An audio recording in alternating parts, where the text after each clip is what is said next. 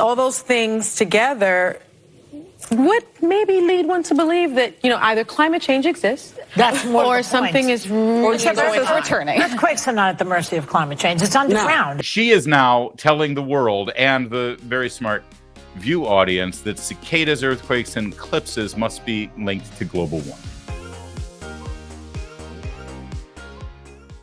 Yesterday on The View, they were very, very concerned about the moon passing between the Earth and the sun. It was obviously the sign of Armageddon, and they took it very seriously. People are having all sorts of conspiracies about the end of the world. And then I read online that the earthquake epicenter was actually at Bedminster in New Jersey. Right. Fun fact. So it originated with Trump. I know, right? I mean, I would love to give her the grace and charity and just goodwill to say that since she's laughing about that, she's just kidding. But sadly, I think we've watched way too many episodes of The View together over the last couple of months to make one pause and say, wait a minute, is she serious? Did Trump cause the earthquake too? Because that's sort of their mindset. But then Sunny Hostin goes full moron, and it's just a sight to behold. And I have to say, Karen Dupiche, our wonderful makeup artist, when the earthquake was happening, she put her coat on and she was like, Jesus is coming. I'm out. I'm out. I'm leaving. We've got a solar eclipse. We've got the earthquake. Ran down the hallway. The rapture is here. Rapture's here. And then also I learned that the cicadas are coming. Cicadas. Although I love for the first time in cicadas like No. 100 years. No. Two different. Well, this is what I read. There's two different kinds of cicadas. Yes, two different times are coming. The good cicadas and the bad. So for the first time in many, many years. No, every 17 years this happens. Well, that's not what I read, but maybe maybe better. But in a way, say all those things together would maybe lead one to believe that either climate change exists or something is returning. Earthquakes are not at the mercy of climate change. It's underground. It happens, and the eclipse. They've known about the eclipse coming because eclipses happen, and they actually can say when these things are going to happen. So all these folks who are saying, it's a sign from God. God doesn't give you warning. Okay? You think he gave people at the Tower of Babel warning? Oh, I'm about to jack y'all up? No. God does stuff, and then you figure, oh, that's probably because I just, it's no. But this. So, what should we break down first? The theological principles of Whoopi Goldberg and her new understanding of biblical history and scriptures that God never gives any warnings. Whoopi, you should probably talk to your friends in Sodom and or Gomorrah about that, because I think that there may have been a warning or two. In fact, I think that God is replete with warnings throughout world history. But that's all right. Didn't he warn Adam and Eve? You guys can do whatever you want. This tree here, though, leave it alone. Don't touch this tree. It's a pretty clear warning. In fact, most of the time when we get in trouble with God, it's because we've completely disobeyed his warnings or commandments, some might call them. Oh, Whoopi. But that said, did you notice what happened here? Whoopi Goldberg and Joy Behar suddenly are the elder statesmen and Mensa representatives on this panel. They're the sober, intellectual, wise voices on the panel of The View. You have to go overboard to try to make Whoopi Goldberg look so brilliant. But let's a couple of other things here. Let's go through Sunny's list again. First, we had the earthquake. The rapture is here. Rapture's here, and then also I learned that the cicadas are coming. The cicadas are coming. This is obviously the sign of somebody whose producer gave them notes to read and never actually had a conversation. That said, how are you alive in America today and you haven't actually seen any television reports about the new brood of cicadas that show up, by the way, every other year? No. Here's what happens with cicadas. This isn't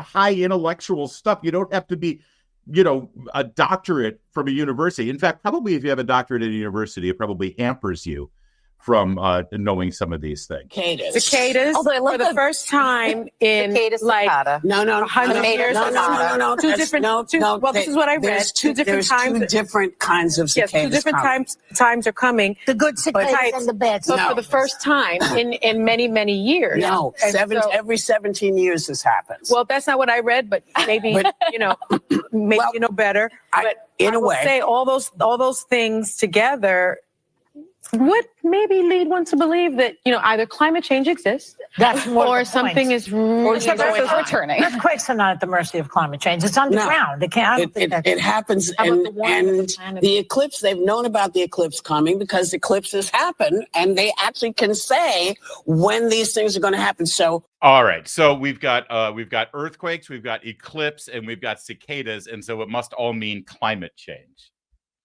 Because you're Sunny Hostin. How many times have we watched Sunny Hostin videos from her on The View? And she is so intellectually superior to you and you crazy right-wing MAGA hat wearing Neanderthals. She's got this air of superiority with everything that she says. Remember when we had him on? Was it Colton Hughes was his name?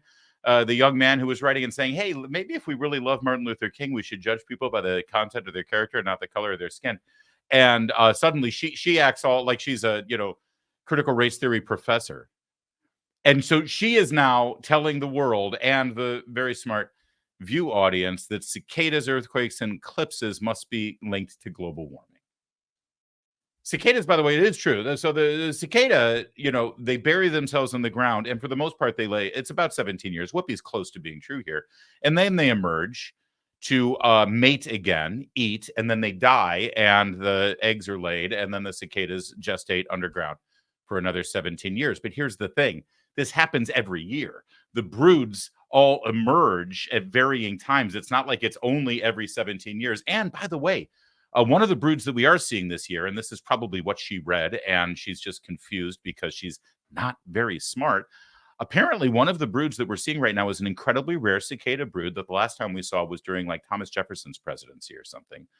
It's odd. You know what? Nature is weird because, God is amazing. As Whoopi Goldberg just pointed out, God doesn't give you warnings. You just end up dying. And then you realize that you violated God's law, which is, that's the gospel according to Whoopi. Okay. You think he gave people at the Tower of Babel warning? Oh, I'm about to jack y'all up. No. God does stuff, and then you figure, oh, that's probably because I just, it's no. But the cicadas come, we have them every 17 years. There's some we get every 20 some odd years. And they just go under, and they come back up. And now there's two, they make noise and have sex. And sing. And this time, both types are coming. They have sex? Yes. They make, what's they the make noise? new What's the cicadas noise who when go, they're having sex? Oh, God. I think we've had enough of them. Sadly, though, with regard to commentary on the eclipse yesterday, they weren't the stupidest. No. The stupidest commentary on the eclipse yesterday comes from a member of Congress, a Democrat, Sheila Jackson Lee. Provide unique light and energy so that you have the energy of the moon at night. And sometimes you've heard the word full moon. And sometimes you need to take the opportunity just to come out and see a full moon is that complete rounded circle, which is made up mostly of gases. And that's why the question is why or how could we as humans live on the moon? Are the gases such that we could do that? The sun is a mighty powerful heat that is almost impossible to go near the sun. The moon is more manageable, and you will see in a moment, or not a moment, you'll see in a couple of years that NASA is going back to the moon. Is she? I think she's speaking at some sort of school, right? Isn't that the crest of a private academy of some kind? This is quite a lesson those kids are learning about how the moon is made mostly of gases, and the sun is too hot for us to come close to. And oh, by the way, NASA is going back to the moon. And you may be saying to yourself, oh, who cares? It's just a member of Congress. It's not like she's a doctor or a scientist or in any position of authority there. Well, it turns out that Sheila Jackson Lee is the congressman representing the district where Mission Control in Houston, Texas is located. And until very recently, she was a member of the Science Committee and ranking member of the Space and Aeronautics Committee. That's why she was so excited to watch the solar eclipse yesterday. It was an I'm sorry, I don't want to like crap on everybody's parade about the eclipse, but you heard me describe it at the beginning of the show. Yesterday, the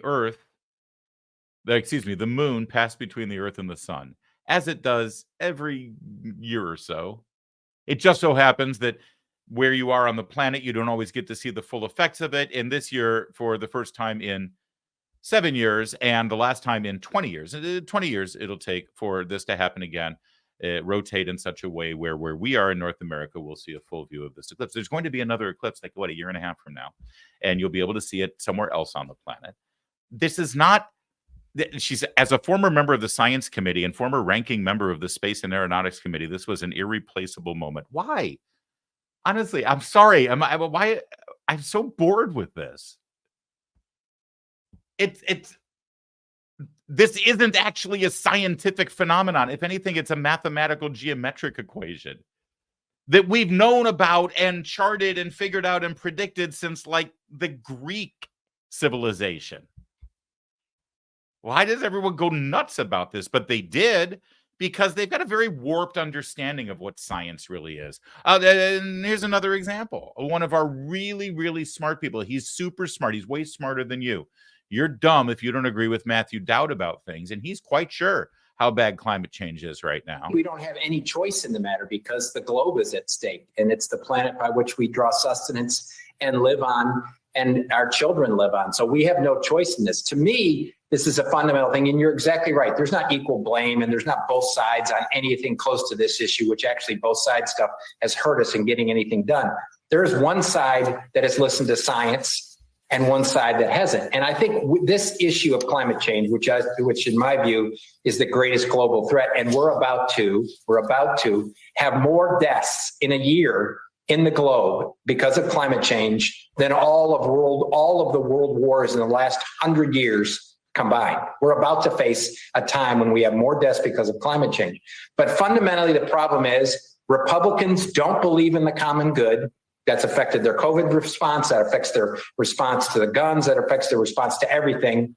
They don't believe in the common good, and they discount science. And when you don't believe in the common good and you discount science, we end up here doing nothing about climate change in our time. We are fast approaching, unless we fundamentally do something in the next 12 to 24 months, an irreversible problem that we're going to be facing this week, every single week. And it's going to include droughts. It's going to include deaths. It's going to include freezes. It's going to include all of that. And until we elect people that believe in science and believe in the common good, we're never going to do anything about this until we do that. Honestly, this just makes me want to laugh at them. Republicans don't care about the common good. We are the only ones who believe in science, and therefore we believe in the common good. And that's why you need to take a train or a bicycle everywhere you go, because that's better for the common good. And starving people in Africa shouldn't be able to burn things to cook their food and keep themselves warm, because that releases too much carbon. He used to be a political consultant and communications director for Republicans. I think his last campaign was for Arnold Schwarzenegger. Now he's just a private consultant. How much do you want to bet? I don't know this for sure, but how much do you want to bet one of his major clients that he gets a lot of money for is a firm that is plugged into and advocates for all of the very expensive policies that are supposed to deal with climate change, right? We don't care about the common good, we Republicans, but Democrats care about the common good. That's why we've spent money that we don't have, printed it up, caused inflation so people can't feed their families, so that we can spend a ton of money at getting new electric vehicle chargers around this country. And so far, all those billions of dollars that we don't have amount to what did they install so far? 8 chargers nationwide for cars that nobody wants to buy. But that's in the spirit of the common good. But the fact of the matter is, as I've been pointing out, is these people just aren't that smart. Let's go back to the ladies on The View, because they weren't done yesterday as they broke down all of the important scientific issues of our time. They addressed President Trump's new position, not new position, but his official position now in the campaign about abortion. We'll get into it in a second, the details of it. But here's Whoopi Goldberg showing how brilliant she is. He's kicking abortion rights back to the states. It's not landing well. It landed with a thud with a ton of conservatives. And his former VP, his minion, Lindsey Graham, and anti-abortion activists are slamming it as a betrayal to people who voted for him in 2016 and 2020. What is it? Voted for him in 2016 and 2020. Mm-hmm. Yeah. How did I? Well, they voted for him, and both of those people who voted for him voted in those elections. Those gotcha. real Trumpers. But he lost, right? Well, yeah. He lost. He lost big, yeah. Okay. Bigly. I just Second time. wanted to make sure I wasn't wrong here. Yeah. That's Whoopi Goldberg not understanding the English language and kind of forgetting the fact that even if President Trump didn't prevail and was named the president after the 2020 election, that didn't mean people didn't vote for him. In fact, more people voted for Donald Trump than any other candidate in the history of this country, except that Joe Biden got more votes, it appears, based on the rules that were in play for that election. But still, Whoopi Goldberg's brain can't quite figure out that people voted for Donald Trump in both 2016 and 2020. That's Whoopi Goldberg for you. And by the way, in terms of the actual details of the policy that President Trump articulated, the very beginning of this is quite telling. He's kicking abortion rights back to the state. Donald Trump is not kicking abortion rights back to the states. First of all, there are no rights to an abortion, but we'll set that language aside for a moment. The issue of the legalization of or criminalization of abortion has not been kicked back to the states by Donald Trump, who, by the way, just so you know, has actually no political position right now and has no power or any constitutional authority to kick anything anywhere. But I hate to break it to you, Whoopi Goldberg, but Roe v. Wade being overturned is what kicked the issue back to the states, not Donald Trump. Donald Trump has just announced that he is going to not take a position on pushing for a federal law because he believes that without Roe v. Wade, the issue is right where it needs to be, in the hands of the people with their most immediate direct representation at the state level. Now, what's shocking here is that it's not just Whoopi Goldberg over at The View that doesn't quite understand this. Here's how CBS News announced the policy yesterday. Former President Donald Trump has offered conflicting stances on abortion. Oh, good. Conflicting stances. Okay, let's see what's stance A versus stance B, because apparently they're going to conflict. Number one, boasting about his involvement in overturning Roe v. Wade. True. While recently refraining from endorsing a federal abortion ban and saying that the matter should be determined by individual states. Oh, well, those two things don't conflict at all. In fact, it's exactly the same thing.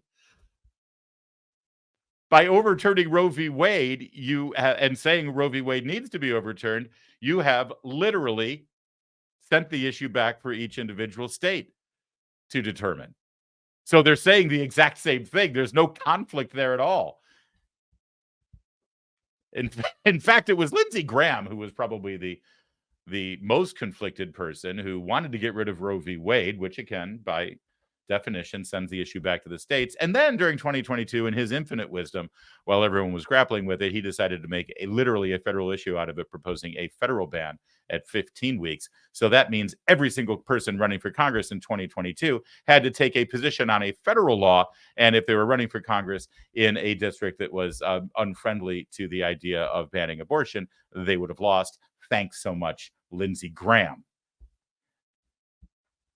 Whoopi Goldberg wasn't done with her brilliant analysis, though, of the abortion issue.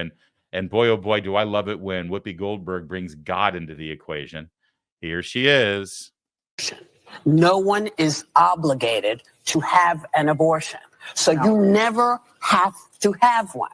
And I hope no one ever has to have one. But if you find yourself in a position where you have to, I want to make sure, and I'm way past having kids. I want to make sure, yes, way past. I want to make sure that if you decide this is what you need to do, I'm going to get behind you because I don't know your life. And if you say this is what you need, that's what I'm going to do. Really, we'll get to the God part in a minute, but here's the thing about the abortion issue. No matter where you stand on whether there should be a federal law or not, whether you're an incrementalist or an abolitionist, President Trump made a political decision yesterday, and I can understand the logic behind that political decision. We've had a federal ban from the Supreme Court level for 50 years. It divided our nation. We now got rid of it, let the states decide on an individual basis. That's how our founders wanted this to happen as well. And each state will come up with their own policy. And if it reaches a point where it does become a federal issue again, then we'll deal with it at that time. But let's not inflict an artificial federal mandate across the board. And again, I understand the politics of it. He also made an important point where he said, listen, you can be as pro-life as you are, but if you don't win an election, you can't do anything. And to accomplish things, you have to win an election. And his position is politically where we are right now. This is the position that's going to help us win an election. So then we can get even more done. You can agree with that or disagree with it, but it's an understandable political position, right? But what Whoopi Goldberg just said is actually quite fascinating because she just said that she hopes no one would have to have an abortion. And I would say to Whoopi Goldberg, why? Why? What's wrong with having an abortion? I need you to explain why this is such a horrible, tragic thing, right? Why would you not want someone to have an abortion? Why do you not want someone to need to have an abortion? And of course, the only answer to that question is because abortion ends a human life. Because it does, in fact, end a human life. In fact, we're not debating about when life begins anymore. We know that. The science and logic is there for everyone to see. No, the only question that we have as a community, as a culture, as a nation, as a political body is what stage of human life deserves protections and what level of protections does that stage of human life deserve those protections? That's it. That's what we know. And well, Whoopi Goldberg sort of gave away the store there. But the second part of her question is also very interesting, where she just said, if you decide you have to have an abortion, I'm going to support you. She said, I'm going to support you because I don't know your situation. Well, that's stupid. That's incredibly ignorant, in fact. I would only support somebody making a decision like this. I would probably never support them, but I would at least want to know what the situation is, because I would ask my friend Whoopi Goldberg, who is now putting herself in a position to have her theological and intellectual and moral stances questioned and challenged, since she's sitting there literally instructing all of us about what we should do. I would say, well, if there's a married couple and they are Christian and conservative, and they find out through genetic testing that their baby will probably be gay, and they don't want to bring a gay baby into the world, and so they get an abortion, would you support that, Whoopi? And I would love to hear her answer. Wouldn't you? Oh, but she wasn't done with her moral lecturing. 50 weeks, 75,000 weeks, whatever, how many weeks, it's nobody's business. It's you, your doctor, and God. That's who you have to be conversational to. And it's not mentioned in the Big Ten. I'm just going to say. No. In the Big Ten, it is not mentioned. The commandments? Yeah. Mm-hmm. Because I figured God was pretty clear. Here's the stuff that'll make your life better on earth. Here's the thing. Don't lie, because you don't want people lying to you. Don't mess with somebody's wife, because you're going to be mad if they're messing with yours. Just, common sense stuff. Say, thou shalt not kill. They believe that. Yes, well, here's the thing. I think thou shalt not kill cannot be used as the block, because we allow wars all the time. Yes, we do. The Crusades we allow the death were about all these things. We allow guns. Yes. So there is some conversation to be had here. So you can either thou shalt not kill for everybody. Yes. And everything. And everything. So there's Whoopi Goldberg explaining the 10 Commandments, the Big Ten, to you. And it's just God's little guidelines on how to make your life better. God, who is she reading? She's watching too much Oprah is the problem. I think her audience is too. And listen, we can't say thou shalt not kill applies to abortion because we have wars after all, which again, I would ask my friend Sunny Hostin, who's way more smarter than me since she thinks eclipses are caused by global warming, and my good friend Whoopi Goldberg, who knows more about God than I'm ever going to understand. Does that mean that the people who were fighting Hitler were morally wrong? Is that what that means? If it's against the Ten Commandments to kill in every part, because well, we have wars. Yes, we do. Yes, we do. So when you were trying to stop the Nazis, were you morally wrong? Was the morally right position, the faith-based position, to just sit down and let the Nazis roll their tanks over all of the planet and kill everyone of Jewish heritage? Was that the moral? Is that what God would have wanted? In fact, by the way, God, since you keep invoking him, Whoopi, the same God that wrote those 10 commandments also has a lot in the Bible about wars and about defeating the enemies of Israel. Have you been able to square that circle at all? Because until you can, and by the way, the circle can be squared very nicely and very easily if you have any level of theological or scriptural understanding, which none of these women seem to have. You can square it very easily, but until you do, maybe you should just keep my God's name out your mouth. I got to stop using that line. I do it way too often. One little quick coda here as we wrap up on the ladies of the View and President Trump's position on abortion that he announced yesterday for his campaign, and everybody's hair is setting on fire because of it. It's fair to walk down memory lane here. Our friend Maze on Twitter is always good at finding videos of Joe Biden from back in the day. This is 2006, 18 years ago, 2 years before Barack Obama put him on the ticket to be vice president of the United States. Here was his position on abortion back then. I do not view abortion as a choice and a right. I think it's always a tragedy. And I think that it should be rare and safe. And I think we should be focusing on how to limit the number of abortions. And they ought to be able to have a common ground and consensus as to do that. I think the vast majority of the American people think that can be done. But unfortunately, we're put in a position you either eliminate abortions under all circumstance or it's, quote, abortion on demand. The fact of the matter is I've never known of a woman having an abortion and say, by the way, I feel like having an abortion. It's always a tragic decision made, always. It sounds a lot like Donald Trump's position today politically, isn't it? The only difference here is that we actually live in an era where women are celebrating their abortions. They're shouting their abortions. They're not supposed to be ashamed of their abortions. And I would ask that Joe Biden, and certainly the Joe Biden today, who is now trying to protect abortions for any reason whatsoever on demand, right up until the moment of birth. I would love to ask him again, why is an abortion a tragedy?